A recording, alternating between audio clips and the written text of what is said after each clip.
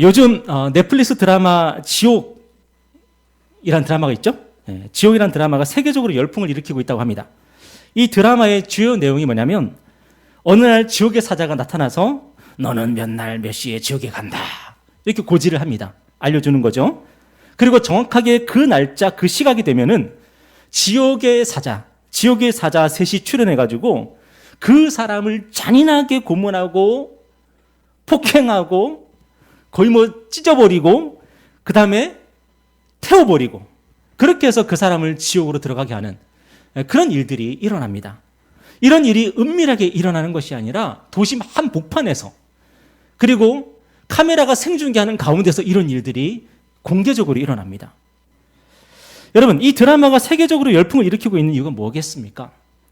물론 드라마 자체가, 스토리 자체가 재미있어서 그런 걸 수도 있지만 저는 사람들이 본능적으로 지옥이나 죽음에 대해서 늘 생각하고 무의식적으로 계속 그것을 느끼고 그리고 불안을 느끼기 때문에 그렇다고 저는 생각을 합니다.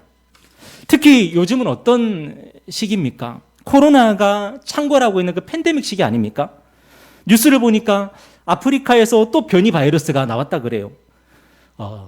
이전보다 더 강력한 그런 변이 바이러스가 나왔다고 합니다. 이 변이 바이러스는 어쩌면 우리가 기존에 맞았던 그런 백신 주사로는 방어가 안 될 수 있는, 효과가 없을 수도 있는 그런 바이러스라고 합니다. 여러분, 이런 때에 사람들이 뭘 생각하겠습니까? 지옥이나 죽음이나 천국에 대한 또 내세에 대한 그런 생각들을 하지 않겠습니까? 물론 사람들은 겉으로는 쿨한 척합니다. 무심한 척합니다. 그렇지만 속으로는 어때요? 이 지옥 같은 드라마를 보면서 그런 것에 대해서 더욱더 관심을 가지고 또 생각을 하게 된다는 것이죠. 그런데 오늘 말씀은요, 이렇게 지옥이나 죽음을 생각하면서 불안해하는 우리에게 큰 위로와 평안을 주는 그런 말씀입니다. 그 이유가 뭐냐? 이 세상의 어떤 팬데믹 속에서도 어떤 대재앙 속에서도 하나님께서 우리를 붙들고 계시고 그리고 우리의 구원을 신실하게 이루어 가신다는 그 약속을 주는 말씀이기 때문에 그래요. 오늘 1절 말씀 보면은 다시 한번 읽어볼까요? 자, 시작. 이 일 후에 내가 내 천사가 땅 네 모퉁이에 선 것을 보니 땅의 사방의 바람을 붙잡아 바람으로 하여금 땅에나 바다에나 각종 나무에 불지 못하게 하더라. 여러분, 오늘 말씀 보면은 네 천사가 등장을 하는데 네 천사가 뭐 하고 있어요? 땅의 네 모퉁이에 서 있습니다. 왜 서 있냐? 땅의 사방의 바람을 붙잡아서 땅에나 바다에나 각종 나무에 불지 못하도록 붙잡고 있는 거예요. 바람이 막 불어야 되는데 네 천사가 그 바람을 붙들고 있는 거예요. 여기서 바람이 뭐냐? 바람은요, 재앙을 의미하는 것입니다. 여러분, 우리가 바람이 불면 물론 시원할 때도 있지만 보통 바람 하면은 우리에게 큰 어려움을 주고 태풍, 폭풍 이런 거 생각하면 될 거예요. 그렇다면 이 네 천사가 뭘 하고 있는 거예요? 바람이 재앙이라면은 이 네 천사가 뭐 하고 있는 거예요? 재앙이 불어닥치지 못하도록 지금 붙잡고 있는 거예요. 그런데 왜 그들이 이런 일을 하고 있습니까? 하나님께서 택하신 자들의 이마에 인을 치실 때까지, 그 이마에 인을 치실 때까지 이 바람을, 재앙을 붙잡고 있으라고 명령하셨기 때문입니다. 우리 2절, 3절 말씀 한번 읽어보겠습니다. 제가 2절, 여러분이 3절 읽겠습니다. 또 보면 다른 천사가 살아계신 하나님의 인을 가지고 해 돋는 데로부터 올라와서 땅과 바다를 해롭게 할 권세를 받은 네 천사를 향하여 큰 소리로 외쳐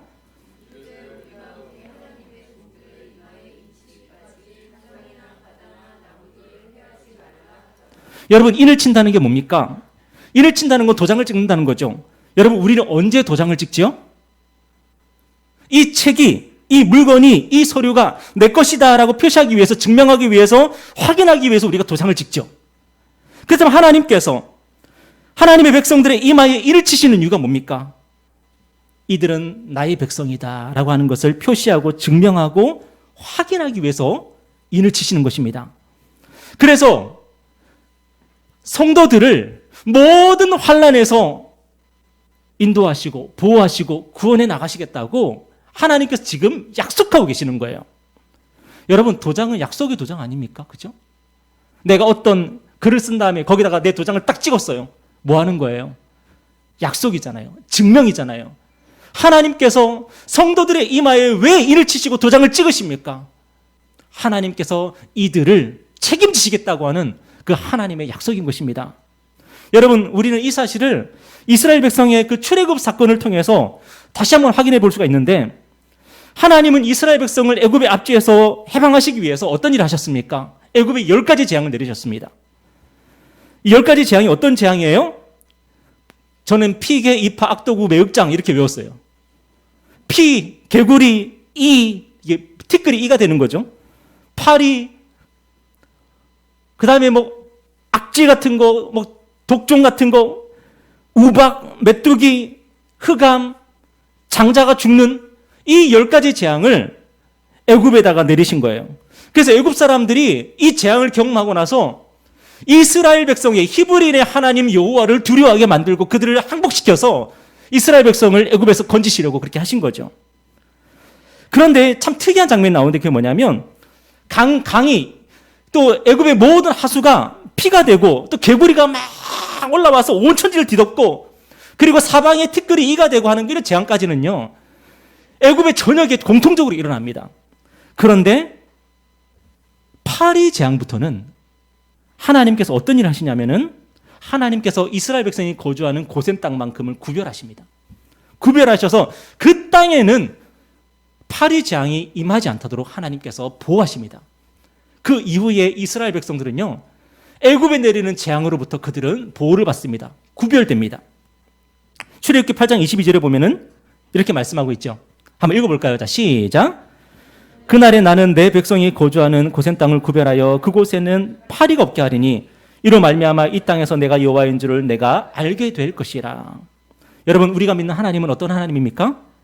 하나님의 진노와 심판에서 자기 백성들을 구별하시고 보호하시고 구원하시고 인도하시는 하나님이십니다. 하나님을 믿는 사람이나 믿지 않는 사람이나 고통의 문제에서는 여러분 자유로울 수가 없어요.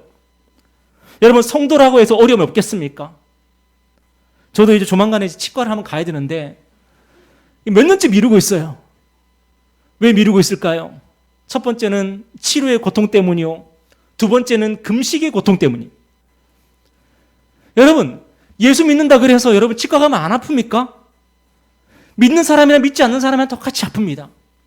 여러분, 하루 세 끼 안 먹으면은 여러분은 배가 안 고프십니까? 무지 고프죠. 믿는 사람이나 믿지 않는 사람이나 똑같이 배가 고픕니다. 여러분, 때로는요, 우리 성도들이 더 큰 고난을 당할 때도 있습니다. 코로나에 걸려서 죽은 사람을 딱 보니까 하필이면 예수 믿는 사람이. 온 가족이 전염돼가지고 격리됐다. 하필이면 교회 다니는 사람이야. 여러분, 코로나 초기에 어떤 일이 있었습니까? 교회들마다 막 코로나가 퍼져가지고 교회들이 욕먹고 그런 일들이 얼마나 많았습니까? 여러분, 우리도요, 이 세상의 고통으로부터 재앙으로부터 우리가 전혀 우리가 보호받고 우리만 따로 VIP 대접받고 그런 게 아니에요. 그런데요, 하나님께서 우리 성도들에게 베푸시는 특별한 은혜가 있습니다. 하나님이 주시는 힘이 있고 하나님이 주시는 위로가 있고, 그래서 하나님의 백성들이 모든 환난에서 넉넉히 이겨나가도록 하나님께서 우리를 지켜나가신다는 것입니다. 우리의 영혼을 보호하시고요, 그리고 우리의 마음과 생각을 지키신다고 하나님은 약속하셨습니다. 반대로 우리가 죄를 범할 때는 어떻습니까? 성도는요, 죄를 범할 때 더 큰 징계를 받습니다. 하나님은 세상 사람들을 대하는 것처럼 성도를 대하지 않으십니다. 작은 죄까지도 지적하시고 징계하시고 우리를 고쳐놓으시려고 합니다. 하나님은 우리가 죄를 짓든 말든 상관하지 않는 분이 아니라, 세상 사람들은 설령 하나님께 죄를 짓고 자기 멋대로 살지언정 하나님의 자녀들은 한순간이라도 그렇게 살지 않도록 하나님께서 간섭하시는 거예요.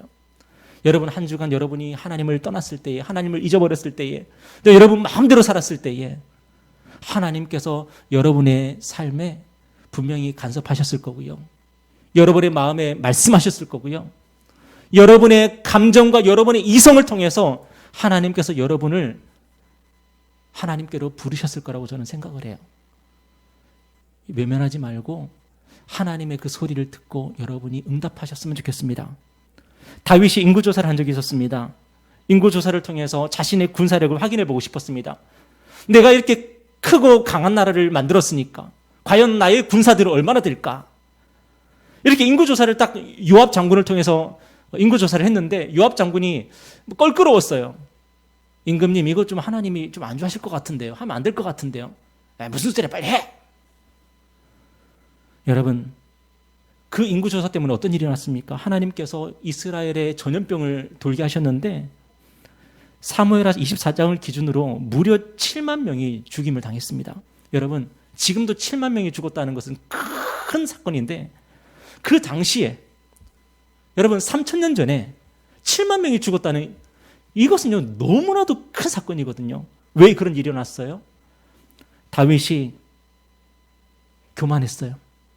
이스라엘의 하나님은 이스라엘의 왕이신 하나님이신데 다윗이 순간적으로 내가 왕이고 내가 권력자고 이스라엘은 내 거야 하는 그런 생각이 들었어요. 하나님이 다윗을 치셔서 다윗을 바른 길로 이끌어 가시는 거예요. 그런데 이게요 하나님께서 미워하는 마음으로 다윗을 치시고 이스라엘을 치신 게 아니에요. 성경에 보니까 하나님께서 그 일을 하고 나서 어떻게 하십니까? 후회하셨어요. 그만하자. 죽음의 천사가 결단 내려고 하는데 하나님께서 그만해라. 하나님께서 후회하셨어요. 왜요? 하나님의 사랑이기 때문에 그래요. 매질을 해도요, 매질하고 나면 누가 더 힘들어요? 맞은 아이가 힘든 게 아니라 부모가 힘든 거예요. 왜? 하나님이 다윗을 사랑하셨고 이스라엘을 사랑하셨기 때문이에요. 여러분, 우리가 하나님을 떠나려고 하고 우리가 죄 지으려고 하고 우리가 마음대로 살려고 할 때 하나님께서 내버려 두시면 하나님이 아니죠. 그런 하나님은 우리 아버지가 아니죠. 우리를 세심하게 살피시고 우리를 어떻게든 하나님께서 바른 길로 인도하려고 하시고 때로는 회초리로 드시고 회초리 들고 난 다음에는 오히려 더 마음 아파하시는 분이 우리 하나님이세요. 여러분, 그 하나님을 여러분 곁에 가까이 하시기를 바랍니다. 저는 환난 때나 또 우리가 범죄할 때나 하나님께서 우리를 외면하지 아니하시고 우리를 생각하시고 우리를 붙드시고 우리 이마에 인을 치셔서 우리의 인생에 간섭하시는 것, 이것이 바로 하나님의 은혜라고 생각을 합니다. 저는 어릴 때 나름대로 그냥 모범적인 그런 학생으로 살았는데 어쩌다 한번 야자를 튈 때가 있었어요. 야간 자락수를 튀는데 진짜 어쩌다 한번 그랬어요. 근데 꼭 걸려요. 안 걸릴 때가 없었어요. 그때는 하나님께 원망하는 마음이 있었어요. 하나님, 이것도 안 봐주십니까? 근데 지금 생각하면은 하나님이 저를 그냥 내버려 두지 않으셨던 것 같아요. 여러분이 야자 튀면은 하나님이 그냥 안 넘어가십니다. 왜 그렇습니까? 하나님이 우리를 너무 사랑하셔서 그런 거예요. 여러분, 혹시라도 환난 때문에 고민하십니까? 아니면 죄의 습관 때문에 고민하십니까? 결국은 여러분은 그 모든 것들을 넉넉하게 이겨나가실 것입니다. 왜냐? 하나님께서 우리 이마에 도장을 찍으셨기 때문입니다. 하나님께서 여러분을 그냥 내버려 두지 않으시기 때문입니다. 환난에서 보호하실 뿐만 아니라 여러분을 죄에서 돌이키실 것입니다. 하나님께서 여러분의 인생에 신실하게 간섭하시고 개입하실 것입니다. 여러분은 세상 모든 사람들에게 버림을 당해도 하나님께는 절대로 버림을 받지 않으실 것입니다. 그 하나님을 여러분이 붙드십시오. 그리고 그 하나님과 교제하십시오. 하나님, 외롭습니다. 내 곁에 아무도 없습니다. 그때 하나님께서 여러분과 함께 하시고 여러분에게 더 큰 은혜를 주실 것입니다. 여러분, 그 하나님을 여러분이 바라보시고 붙들고 나아가시기를 바랍니다. 여러분, 그렇다면 하나님께 인침을 받은 자가 많을까요? 적을까요? 여러분, 하나님께 인침을 받는, 그 이마에 인침을 받는 사람이 많을까요? 적을까요? 오늘 설교 제목이 무엇입니까? 14만 4천입니다. 여러분, 이 수는 많은 수입니까? 적은 수입니까? 우리 4절 말씀 다시 한번 읽어볼까요? 4절 말씀입니다. 시작. 내가 인침을 받은 자의 수를 들으니 이스라엘 자손의 각 지파 중에서 인침을 받은 자들이 14만 4천이니. 여러분, 그리고 5절에서 8절까지 우리가 읽지는 않았지만 5절에서 8절까지를 보면은 어떻게 해서 14만 4천 명이 되는지가 쭉 나옵니다. 이스라엘에 12지파가 있는데 각 지파마다 12,000명씩 그렇게 구원을 받아요. 그래서 12,000명인데 12지파야. 그러니까 14만 4천 명이 되는 거거든요. 여러분, 과연 저와 여러분 이 14만 4천에 들어갈 수 있을까요? 없을까요? 자신 없습니까? 혹시라도 우리가 신천지로 개종을 해야 될까요? 신천지는 오직 14만 4천 명만 구원을 받는다고 그렇게 해서 사람들을 끌어모았습니다. 여러분, 그런데 이 12지파 12,000명 그리고 14만 4천 명, 이 모든 것은 상징적인 숫자입니다. 실수가 아니라 상징적인 숫자입니다.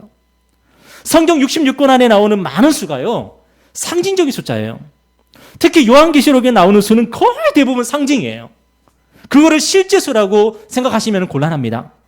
12지파 12,000명, 14만 4천 명이 되는 그 중심이 되는 수가 뭡니까? 12죠, 12. 그죠? 12, 12,000명, 14만 4천 명, 이 모든 게 다 12로 되는 거 아닙니까? 근데 여러분, 성경에서 12, 12이라는 그 수는 어떤 수입니까? 성경에서 12이라는 수는요, 주로 어떻게 쓰이냐면은 정족수, 이 정족수, 정원이 다 찼다는 그 의미예요. 엘리베이터 우리 타면은 그 몇 인승 써 있잖아요. 근데 보통 15인승이라고 보통 써 있더라고요, 보통은. 여러분, 이스라엘에서 12 하면은 회원, 전체 회원수 12. 그래서 만약에 12명이 모였습니다. 다 모였다는 뜻이에요. 이스라엘의 모든 지파가 12지파고요. 예수님의 모든 사도가 12사도예요. 나중에 예수님의 사도 중에서 가룟 유다가 예수님 배신하고 또 양심의 가책을 느껴서 자결하지 않습니까? 그래서 11사도만 남습니다. 그런데 굳이 11사도가 어떤 일을 합니까? 마띠아라고 하는 사람을, 이 마띠아라는 사람이 어떤 사람이냐면 예수님이 공생의 사역을 시작할 때부터 늘 함께 다녔던 그런 제자였어요. 성경에는 잘 나오지 않았지만 그런 제자가 있었어요. 그 제자를 사도로 추대해서 12명을 채워요, 굳이. 왜 12명을 만듭니까? 12명이 정족수, 전원수기 때문에 그래요. 그래서 성경에서 12 하면은 다 모였구나, 다 왔구나, 그렇게 생각하시면 돼요. 그렇다면 천은 뭡니까? 천은 뭐냐면은 성경에서 천 하면요, 아주 많다는 의미예요. 아주 많다. 사사기를 보면은 삼손이 나귀특별로 블레셋 사는 1,000명을 때려 죽였다 그러는데 이건요, 실제로 1,000명일 수도 있고 아니면은 아주 많은 사람들을 때려 죽였다는 그런 비유적인 표현일 수도 있는 거예요. 여러분, 이 모든 것을 정확하게 볼 때 12지파는 무슨 뜻이에요? 이스라엘의 모든 지파라는 뜻이고 한 지파도 예외 없다는 뜻이에요. 모든 지파가 전부 다. 그리고 12,000명은 무슨 뜻이에요? 12에다가 1,000이 붙어 있으니까 하나님이 택하신 수많은 사람 중에 한 사람도 예외 없이라는 뜻이에요. 그러면 14만 4천 명은 무슨 뜻일까요? 하나님께서 택하신 성도들이 수없이 많은데 그들 중 한 사람이라도 누락되는 사람이 없었다는 그런 얘기예요. 만약에 한 사람이라도 누락되면 어떻게 됩니까? 13만 9,999명. 이거는 뭐예요? 이거는 전원이 모이지 못했다는 얘기예요. 누락되는 사람이 있었다는 얘기예요. 근데 14만 4천이라는 건 뭐냐면은 하나님이 이마에 인을 친 모든 사람들이, 수없이 많은 사람들이 바로 한 사람도 예외 없이 구원받았다는 그런 뜻이에요. 그래서 오늘 9절 말씀 보면은 이 14만 4천 명을 다시 어떻게 묘사하고 있냐면은 우리 9절 말씀 볼까요? 자, 9절입니다. 시작. 일 후에 내가 보니 각 나라와 족속과 백성과 방언에서 아무도 능히 셀 수 없는 큰 무리가 나와 흰 옷을 입고 손에 종려가지를 들고 보좌 앞과 어린 양 앞에 서서, 여러분 14만 4천 명이 따로 있고 또 아무도 능히 셀 수 없는 큰 무리가 따로 있는 게 아니라 14만 4천 명이 바로 무엇을 의미하는 거예요? 아무도 능히 셀 수 없는 큰 무리라는 뜻이에요. 여러분, 과연 우리는 이 14만 4천 명 안에 들어갈 수 있을까요? 하나님의 말씀에 제대로 순종한 기억이 별로 없는데, 과거에 숱하게 죄를 지었고 지금도 별로 다르지 않은 모습인데, 예수를 믿은 그때부터 지금까지 별로 발전한 게 없어. 예수를 닮아야지. 근데 우리가 부르고 싶은 노래는 뭐예요? 예수님처럼, 바울처럼 그렇게 살 수 없을까? 우리는 맨날 못 살아. 여러분, 그런데 성경에는 뭐라고 말씀하고 있어요? 14만 4천 명, 그 누구도 능히 셀 수 없는 수많은 사람들이 구원을 받고 있는 거예요. 도대체 저 사람들은 어떻게 구원받았지? 나는 예수를 믿고 지금까지 아무리 열심히 신앙생활 하려고 그래도 잘 안 되는데, 나는 예수님을 닮지 못하고 있는데, 나는 사도 바울도 닮지 못하고 있는데, 그런데 저 사람들은 어떻게 했길래 그렇게 수많은 사람들이, 능히 셀 수 없는 수많은 사람들이 저렇게 구원을 받고 하나님을 찬송하고 하나님을 경배하고 있지? 여러분, 저와 여러분이 바로 그 안에 있을 것입니다. 저와 여러분이 14만 4천 명 안에 있고요, 아무도 능히 셀 수 없는 그 무리 속에 저와 여러분이 있을 것입니다. 근데 그게 어떻게 가능합니까?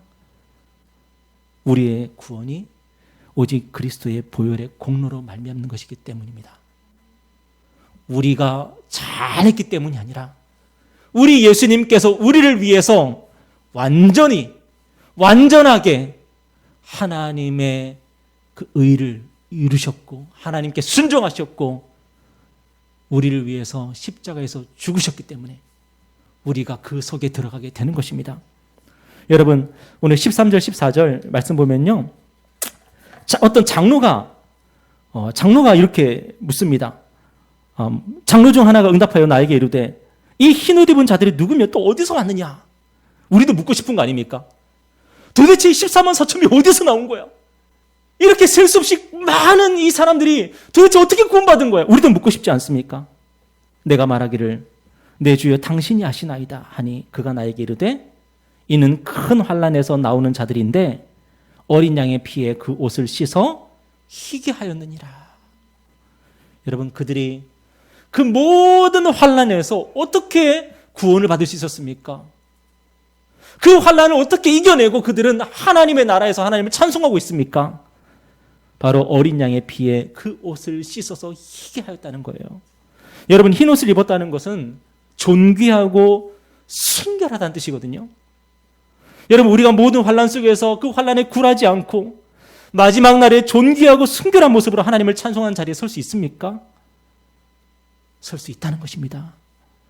하나님께서 우리 이마에 인을 치셨고 그리스도께서 우리를 위해서 십자가에서 피 흘리셨기에 우리가 하나님 나라에 넉넉하게 들어갈 수 있다는 것입니다. 그래서 사도 바울이 뭐라고 선포합니까? 로마서 8장 31절에 보니까, 우리 다 같이 한번 읽어볼까요? 시작. 그런즉 이 일에 대하여 우리가 무슨 말하리요?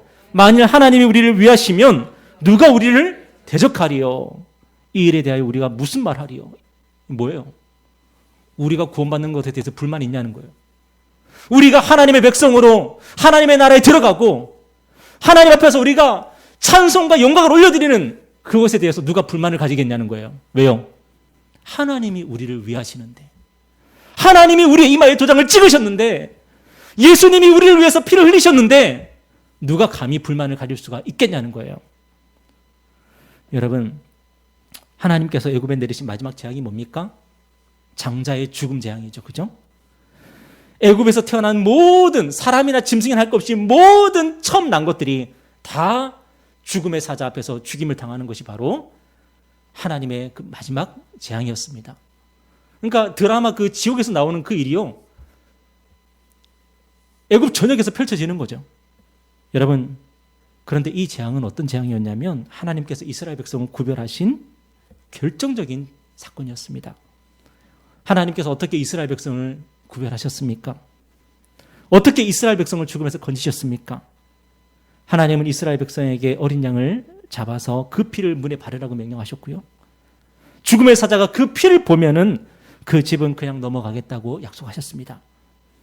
이스라엘 백성이요, 그 하나님의 명령 앞에 순종하여서 어린 양을 죽입니다. 그 피를 문에 바릅니다. 그리고 그 어린 양의 고기를 불에 구워서 다 먹습니다. 하나님께서 남김없이 먹으라 그랬거든요. 남김없이 다 먹습니다. 그날 이스라엘 백성은요, 죽음의 사자를 이깁니다. 그들의 승리는 그들이 뭘 잘해서가 아니라 오직 어린 양의 피 때문에, 어린 양의 죽음 때문에 그들은 죽음을 이기고 그들은 승리할 수가 있었습니다. 우리 주님이 십자가에 달리시기 전날 밤 제자들과 유월절 식사를 하시면서 뭐라고 말씀하셨습니까? 우리 마지막으로 이 말씀 읽고 마치겠습니다. 마가복음 14장인데요. 제가 22절, 여러분이 23절, 24절 다 같이 읽겠습니다. 그들이 먹을 때에 예수께서 떡을 가지사 축복하시고 떼어 제자들에게 주시며 이르시되, 받으라. 이것은 내 몸이니라 하시고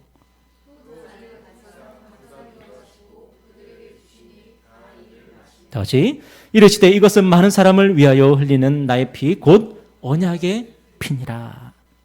여러분, 저와 여러분은 승리할 것입니까? 저와 여러분은 14만 4천 안에 들어갈 것입니까? 저와 여러분은 아무도 능히 셀 수 없는 그 수많은 무리 가운데 있을 것입니까?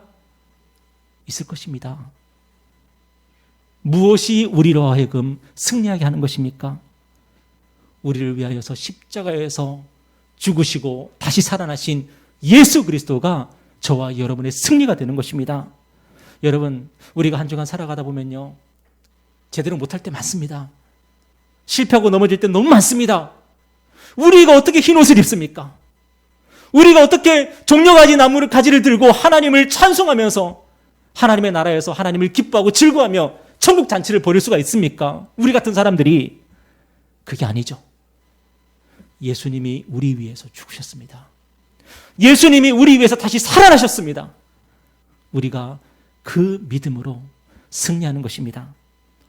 이스라엘 백성들은 어린 양을 죽여서 그 피를 문에 뿌렸습니다.